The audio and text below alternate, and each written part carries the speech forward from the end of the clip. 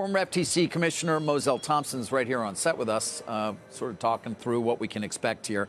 Good to see you, Moselle.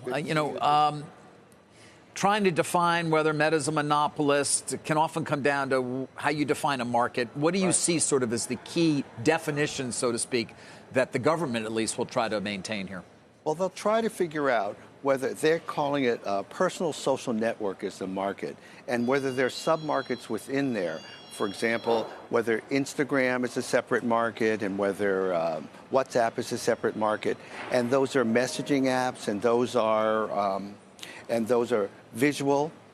That could be photographs or videos. Those might be viewed as separate markets. Now, Facebook would argue that it doesn't matter, even if they introduce evidence that there was anti-competitive intent, that if you take a look at 10 years down the road, whether they actually did thwart competition or not. Because even whether you take that market as a broader social network, and you have Truth Social and all sorts of other things, or sub-markets with X, and you have YouTube, and you have TikTok, that either way, that fear did not actually materialize. Yeah, it will seem odd to some people that you could go back, as Eamon just said, 10 years or more and say, well, you need to undo this. I mean, does Meta have a very strong defense simply saying, well, look at the intervention at time, and to your point, the likes of a YouTuber or a TikTok? Well, I think what's interesting about this case is it's going to have to be viewed through two lenses. One is, what were people thinking 10 years ago? That means not only dissecting what Meta was thinking, but also what was the FTC thinking? And then try to test whether those things actually occurred through the lens of today. That's what makes it very difficult. And you're right, it sends a very kind of uncertain message to the market to say that 10 years later that we just made a mistake and therefore we're going to unravel everything. So that may actually go to the remedies part, whether the remedy of a divestiture, which is a pretty stringent remedy, is appropriate in a case like this. It sounds like you think the bar for the government's high. I think it is. You do? I think it is. I think that some of the arguments that they're making are novel. I mean, not only just the remedy in this particular case, but also how they parse the marketplace is going to be difficult.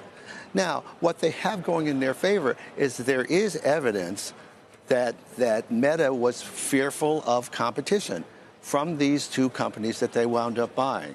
But I also remind people that in technology is also an iterative market, that people rarely create something out of whole cloth.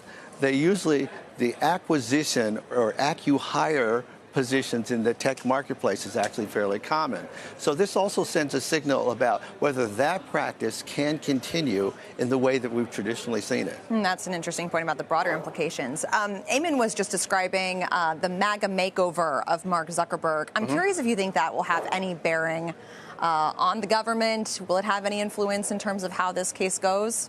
Well, it is interesting about who has their finger on the scale.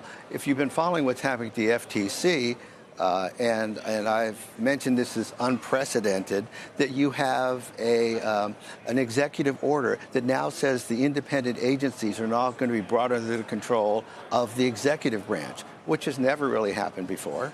And second is that now they've taken the unprecedented step of firing to two Democratic commissioners. So there is essentially no dissent or no possibility of dissent within the FTC. So even if the president does not specifically take the reins and say, I'm going to take control of this case, he has a clear way of getting to the outcome that he wants to have. Finally, Moselle, I mean, we still got a few other anti-monopoly cases. Alphabet, obviously, is the other one. Amazon is still working its way as well. So none of them have been dropped at all at this point. Right. Well, I think in some ways it's an interesting strategy to keep pressure on the industry, and that leaves you, if you're the executive, the maximum amount of flexibility to cut the deal you want to cut. Yeah, a good amount of leverage, considerably. Yes, absolutely. Moselle, always appreciate your insights. Thank you.